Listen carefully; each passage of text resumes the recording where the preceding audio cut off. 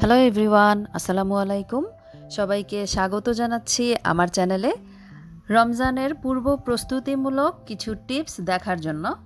রমজান মাস বছরের অন্য সব মাসের থেকে আলাদা, তাই রোজার মাসে কাজের পরিকল্পনাটা বিশেষভাবে করতে হয় যেন রোজার সময়টাতে একটু অবসর টাইম পাওয়া যায়, তো সেই সময়টা ইবাদতের কাজে লাগানো যায় আর নিজেও একটু রেস্টে থাকা যায়।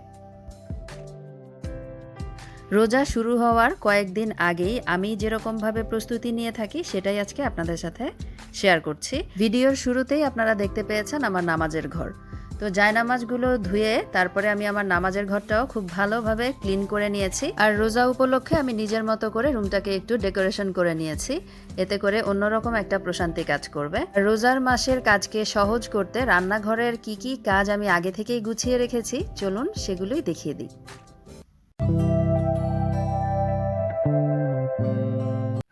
হালিম মিক্স তৈরি করে রাখবো, তার জন্য এখানে বেশ কয়েক ধরনের ডাল নিয়েছি, সাথে নিয়েছি আস্ত গম আর চাল। সবগুলো উপকরণ পরিমাণ মতো এখন আমি একটা প্লেটের মধ্যে নিয়ে নিব, এরপরে হালিম মিক্সটা তৈরি করব। আর আমার চ্যানেলে কিন্তু হালিম মিক্স, হালিমের মশলা এবং হালিম রান্নার পারফেক্ট একটা রেসিপি অলরেডি দেয়া আছে, সেই লিঙ্কটা এই ভিডিওর নিচে ডিসক্রিপশন বক্সে পেয়ে যাবেন, আপনারা প্রয়োজনে দেখে নিতে পারেন। তো আমি প্রথমেই প্লেটের মধ্যে নিয়ে নিয়েছি 1 কাপ পরিমাণ মাস ডাল, 1 কাপ পরিমাণ বুটের ডাল, খেসারির ডাল আধা কাপ পরিমাণ, মুগ ডাল আধা কাপ আর মসুরের ডাল আধা কাপ পরিমাণ নিয়েছি। আস্ত গম দিয়ে দিলাম 1 কাপ পরিমাণ, সাথে 1 কাপ পরিমাণ বাসমতি চাল নিয়ে নিলাম। এবারে সবগুলো একসাথে মিশিয়ে নিব। আস্ত গম সব জায়গাতে পাওয়া যায় না, তাই হাতের কাছে যদি গম না পান সেক্ষেত্রে হালিমের মধ্যে কি ব্যবহার করবেন সেই টিপসটা কিন্তু আমার আগের ভিডিওতে দেয়া আছে, তো আপনারা জানতে চাইলে সেই ভিডিওটা অবশ্যই একবার চেক করে নেবেন। এবারে পরিমাণ মতো চাল ডালের মিশ্রণটা আমি ব্লেন্ডারের জারে নিয়ে নিলাম, এখন এগুলোকে ব্লেন্ড করে নিব। ব্লেন্ড করার প্রসেসটা কিন্তু অনেক ইম্পর্টেন্ট, যেমন প্রথমে সুইচটাকে আমি অন করে দিয়ে 30 সেকেন্ড অন রেখেছি, এরপরে আমি অফ করে দিয়েছি, আবারও 30 সেকেন্ডের জন্য অন করে আবারও অফ করে দিব। এইভাবে অন অফ করে করে ব্লেন্ডারটাকে ইউজ করতে হবে, না হলে কিন্তু হালিম মিক্সটা সুন্দরভাবে হবে না। 1.5 মিনিট ব্লেন্ড করে নেওয়ার পরে এই যে হালিম মিক্সটা দেখতে পাচ্ছেন, এখনও কিন্তু অনেক বড় বড় দানা আছে, তো এটাকে আরও 30 সেকেন্ডের জন্য আমি একটু গুঁড়ো করে নিব। পুরোপুরি গুঁড়ো করা যাবে না, সুজির মতো দানাদার রাখতে হবে, আবার এত বড় দানাও রাখা যাবে না। একই প্রসেসে আমি আবারও একটু ব্লেন্ড করে নিচ্ছি। প্রথমে 30 সেকেন্ড দিব, তারপরে চেক করে নেব, যদি না হয় আমি আরও 20 সেকেন্ডের জন্য ব্লেন্ড করে নিব। এই তো দেখতে পাচ্ছেন পুরা সুজির মতো হয়ে গেছে, মানে আমাদের হালিম মিক্সটা একদম রেডি হয়ে গেছে। একই প্রসেসে সবগুলো চাল ডালের মিশ্রণকে আমি গুঁড়ো করে হালিম মিক্স তৈরি করে নিব। এইভাবে রোজার শুরুতে যদি হালিম মিক্সটা বেশি করে তৈরি করে এয়ারটাইট বয়ামে রেখে দেওয়া যায়, তাহলে কিন্তু রোজার সময় রান্না করতে খুব একটা সময় লাগে না। শুধু গরম পানি দিয়ে পরিমাণ মতো এই মিক্সটা ভিজিয়ে রেখে রান্না করে নিলেই হয়ে যায়। তো সবগুলো হালিম মিক্স আমি তৈরি করে নিয়েছি, এখন একটা এয়ারটাইট বয়ামের মধ্যে নিয়ে নিচ্ছি। শুকনা এয়ারটাইট বয়ামে সংরক্ষণ করতে হবে, তাহলে কিন্তু দেখা যাবে 5 থেকে 6 মাসের জন্য এই মিশ্রণটা ভালো রেখে খাওয়া যাবে। হালিম মিক্স রেডি হয়ে গেছে, এখন হালিমের মশলা তৈরি করব। তো হালিমের মশলা তৈরির রেসিপি অলরেডি আমি আমার চ্যানেলে দিয়েছি, সেই ভিডিওটা এই ভিডিওর নিচে ডিসক্রিপশন বক্সে পেয়ে যাবেন হালিমের মশলার ভিডিওটা, তাই আজকে আর ডিটেলসে দেখালাম না। তো মশলাটা আমি একটু হালকা করে ভেজে তারপরে ঠান্ডা করে আমি ব্লেন্ডারে গুঁড়ো করে নিব, এরপরে এয়ারটাইট বয়ামে ভরে সংরক্ষণ করে রাখব। সাথে সাথে অন্য একটা পাত্রে নিয়ে আমি ঠান্ডা করে গুঁড়ো করে নিয়েছি, আর আগের তৈরি করা একটু মশলা ছিল, সেই একই সাথে নতুন করা মশলাটাও আমি রেখে দিলাম। হালিম রান্নাকে আরও বেশি সহজ করতে আরেকটা কাজ আমি যেটা করি সেটা হচ্ছে আগে থেকেই কিছু পরিমাণ গরুর গোশত রান্না করে ছোট ছোট বক্সে ভরে ডিপ ফ্রিজে রেখে দিই। তাহলে যেটা হয়, শুধু হালিম মিক্সটাকে গরম পানি দিয়ে ভিজিয়ে রেখে ফ্রিজ থেকে মাংস রান্নাটা বের করে মিশিয়ে নিলেই কিন্তু রান্নাটা অনেক তাড়াতাড়ি হয়ে যায়। তো আজকেও আমি কিছু পরিমাণে গরুর গোশত রান্না করে ফ্রিজে রেখে দিচ্ছি। যেহেতু আগেও আমি শেয়ার করেছি গরুর গোশত রান্নাটা, তাই আজকেও আমি পুরো ভিডিওটা শেয়ার করছি না। এতে করে দেখা যায় ভিডিওটা অনেক বেশি লং হয়ে যাবে, তাই শর্টকাটেই দেখিয়ে দিচ্ছি।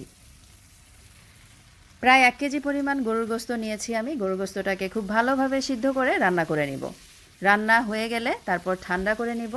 এরপরে ছোট ছোট বক্সে করে ঠান্ডা করে তারপরে ডিপ ফ্রিজে রেখে সংরক্ষণ করে নিব। ইফতারিতে যেদিন হালিম খেতে ইচ্ছা করবে সেদিন ডিপ ফ্রিজ থেকে মাংসের বক্সটাকে বের করে ডিফ্রস্ট করে নিতে হবে। আর হালিম মিক্সটাকে গরম পানি দিয়ে 2 ঘন্টার জন্য ভিজিয়ে রেখে তারপরে রান্নাটা করে নিলেই খুব তাড়াতাড়ি হয়ে যাবে। তো গরুর গোশতটা আমি রান্না করে নিয়েছি আর ঠান্ডাও হয়ে গেছে। এখন ছোট ছোট বক্সে করে নিয়ে আমি ফ্রিজে রেখে দিব। আপনারাও চাইলে এভাবে গরুর গোশত রান্না করে নিতে পারেন, তাহলে কিন্তু হালিম রান্না খুব সহজেই করে নিতে পারবেন।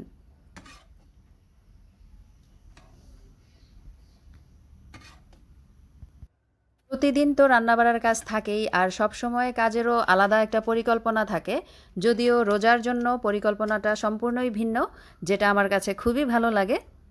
তো এই তো বক্সে করে নিয়েছি। বক্সগুলোকে ডিপ ফ্রিজে রেখে দিব। প্রয়োজনের সময় জাস্ট বের করে ডিফ্রস্ট করে রান্না করে নিলেই হয়ে যাবে।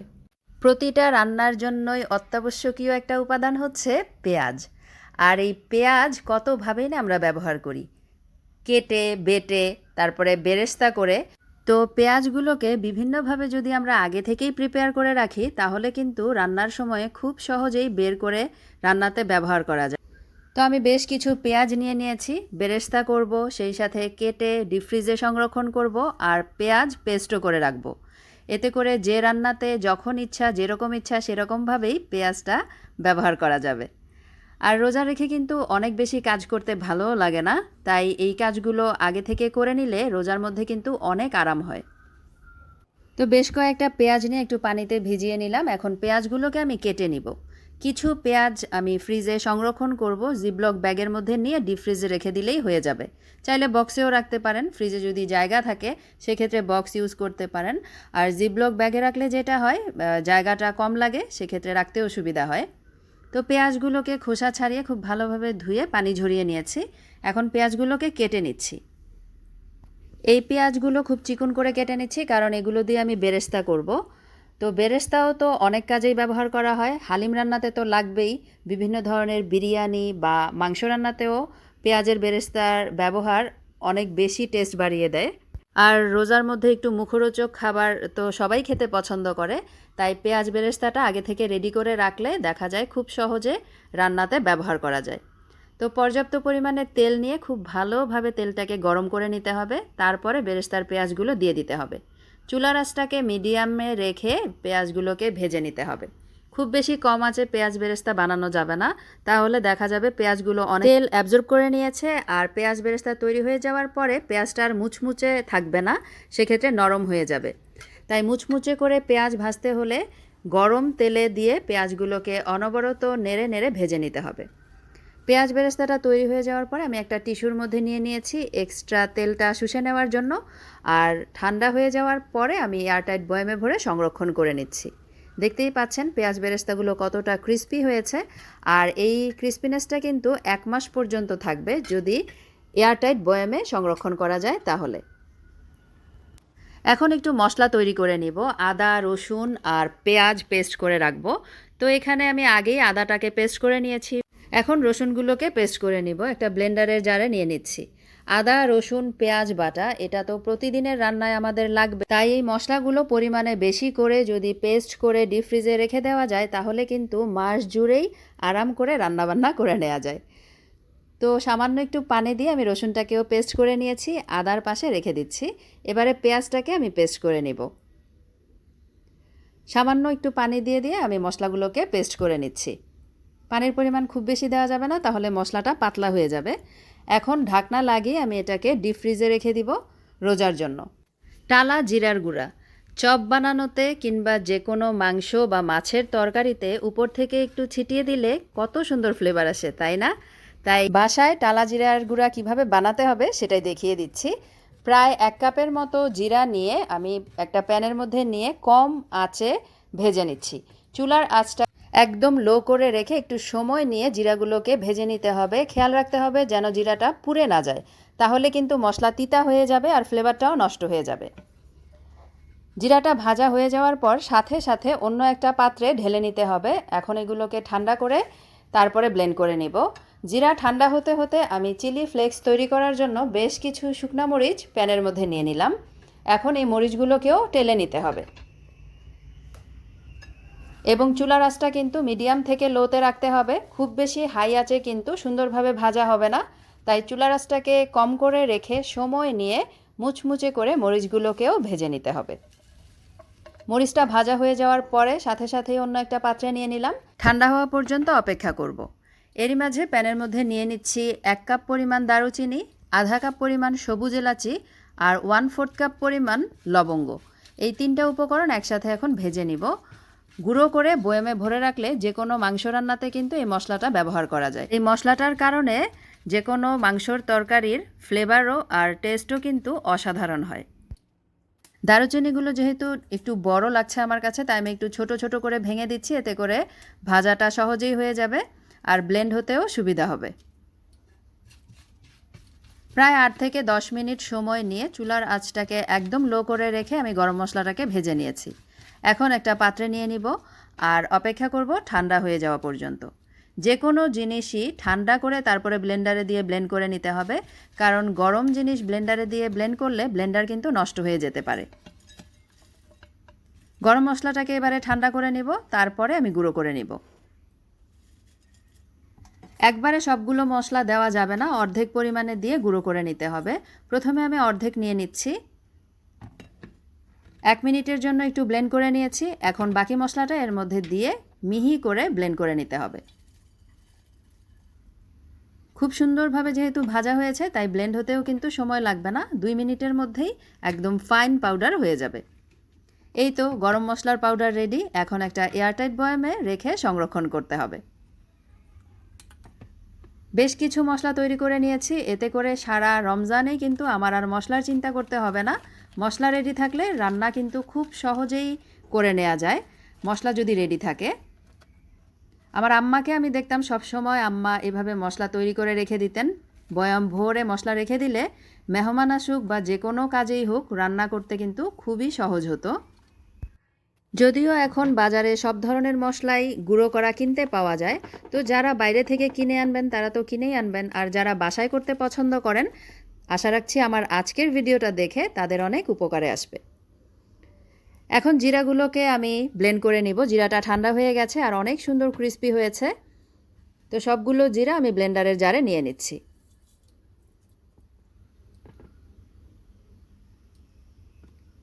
ব্লেন্ডারটাকে অন করে 30 থেকে 40 সেকেন্ডের জন্য আমি প্রথমে ব্লেন্ড করে নিব। এইভাবে অন অফ করে আমি 2 থেকে 3 বার জিরাগুলোকে গুঁড়ো করে নিয়েছি। এরপর একটু চেক করে নেব যে সবগুলো জিরা সুন্দরভাবে গুঁড়ো হয়েছে কিনা।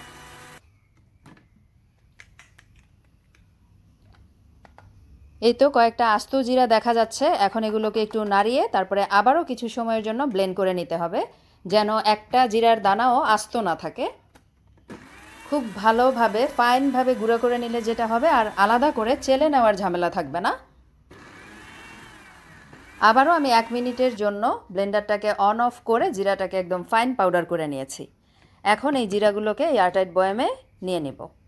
এই যে দেখতেই পাচ্ছেন কত সুন্দর ফাইন পাউডার হয়েছে, কোনো আস্ত দানাই নেই জিরার। এই তো বয়ামে নিয়ে নিয়েছি। এখন খুব ভালোভাবে মুখটাকে আটকে দিতে হবে। এখন চিলি ফ্লেক্স তৈরি করব। তার জন্য ভাজা শুকনা মরিচগুলো ব্লেন্ডারের জারে নিয়ে নিচ্ছি। আর চিলি ফ্লেক্স তৈরি করতে কিন্তু একদম কম সময় লাগে, মাত্র 20 সেকেন্ডেই তৈরি হয়ে যাবে চিলি ফ্লেক্স।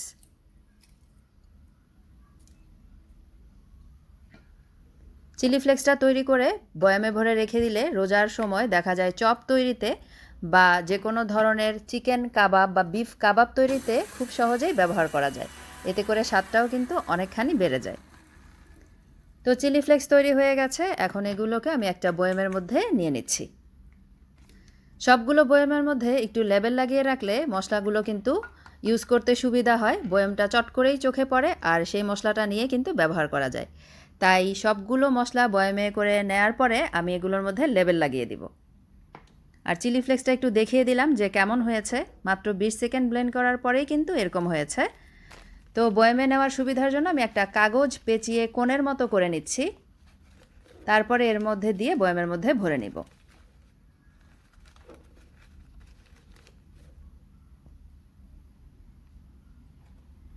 মশলাগুলো সব রোজার আগেই যদি সংরক্ষণ করে রাখা যায় তাহলে দেখবেন নিজের কাছেই অনেক হালকা লাগে, মনে হয় যে অনেক কাজ করা হয়ে গেছে।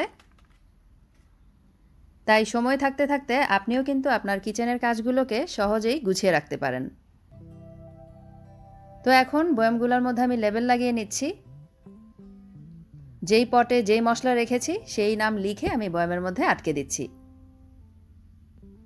এই মশলাগুলোর ব্যবহার করে বিভিন্ন ধরনের ইফতার আইটেম এবং সেহরির আইটেম আমার চ্যানেলে আমি আপলোড দিব। সেই রেসিপিগুলো পাওয়ার জন্য চ্যানেলটাকে সাবস্ক্রাইব করে সাথেই থাকবেন। এখন তৈরি করব টমেটো কেচাপ। স্বাস্থ্যকরভাবে বাসায় কিন্তু খুব সহজে টমেটো কেচাপ তৈরি করা যায়। আমি এখানে 1 কেজি পরিমাণ পাকা টমেটো নিয়ে ছোট ছোট টুকরা করে কেটে নিয়েছি। সাথে একটা বড় সাইজের পেঁয়াজ কুচি, রসুনের টুকরা 3-4টা এবং 3-4টা শুকনা মরিচ দিয়ে দিলাম। সাথে আধা কাপ পরিমাণ পানি দিয়ে হাঁড়িটাকে চুলাতে বসিয়ে দিলাম। ঢাকনা দিয়ে দিব। এবার টমেটোগুলোকে একদম নরম করে সিদ্ধ করে নেব। কিছুক্ষণ পরেই টমেটোগুলো কিন্তু একদম গলে গেছে, দেখতে পাচ্ছেন। এবারে হাঁড়িটাকে চুলা থেকে নামিয়ে ঠান্ডা করে নিব। ঠান্ডা হয়ে যাওয়ার পর একটা ব্লেন্ডারের জারে করে আমি এগুলোকে পেস্ট করে নিব। ইফতারি তো বিভিন্ন ধরনের ভাজা পোড়া খাওয়া হয়ই, তাই স্বাস্থ্যকরভাবে বাসায় যদি টমেটো কেচাপ তৈরি করে নেওয়া যায় তাহলে তো মন্দ হয় না, তাই না? তো ব্লেন্ড করা হয়ে গেলে আমি একটা ছাঁকনির মধ্যে নিয়ে খুব সুন্দরভাবে ছেঁকে নিচ্ছি। এইভাবে টমেটো কেচাপ তৈরি করে দেখবেন দোকানের টমেটো কেচাপ থেকে কোনো অংশেই কিন্তু কম হয় না, বরঞ্চ স্বাস্থ্যসম্মত আরও বেশি হয়। টমেটোগুলো সুন্দরভাবে ছেঁকে নেওয়ার পরে আমি হাঁড়ির মধ্যে নিয়ে নিচ্ছি। স্বাদের জন্য এর মধ্যে একটু চিনি দিয়ে দিচ্ছি। আমি দিয়েছি 1/4 কাপ পরিমাণ, আপনারা আপনাদের স্বাদ অনুযায়ী চিনির পরিমাণটাকে বাড়িয়ে বা কমিয়ে নিতে পারেন। 1/4 কাপ পরিমাণ হোয়াইট ভিনেগার দিয়ে দিলাম। লবণ দিয়ে দিচ্ছি 1 চা চামচ পরিমাণ। এবারে এটাকে জাল করতে হবে। বাইরে টমেটো কেচাপটা আমরা যেমন কিনতে পাই, ঠিক যখন সেরকম ঘন হবে সে পর্যায়ে চুলা থেকে নামিয়ে নিব। এখন শুধু অনবরত নাড়ার পালা আর জাল করার পালা। টমেটো যদি খুব পাকা হয় তাহলে কিন্তু আর এক্সট্রা করে কালার অ্যাড করার প্রয়োজন হয় না। দেখতেই পাচ্ছেন কতটা লাল হয়েছে, একদম বাজারের কেনা যে টমেটো কেচাপের রং সেরকমই কিন্তু হয়েছে। তো যখন টমেটো কেচাপটা খুব ঘন হয়ে আসবে তখন কিন্তু এটা ছিটতে শুরু করবে। সে পর্যায়ে একটা ঢাকনা সামনে ধরতে হবে, না হলে আবার গায়ে আসবে। তো টমেটো কেচাপটা তৈরি হয়ে গেছে, আমি একটা বাটিতে নিয়ে নিচ্ছি। যখন ঠান্ডা হয়ে যাবে তখন একটা এয়ারটাইট বয়ামে করে সংরক্ষণ করতে হবে। রোজার প্রস্তুতিমূলক দ্বিতীয় পর্ব দেখার আমন্ত্রণ জানিয়ে আজকে এখানেই বিদায় নিচ্ছি। আল্লাহ হাফেজ।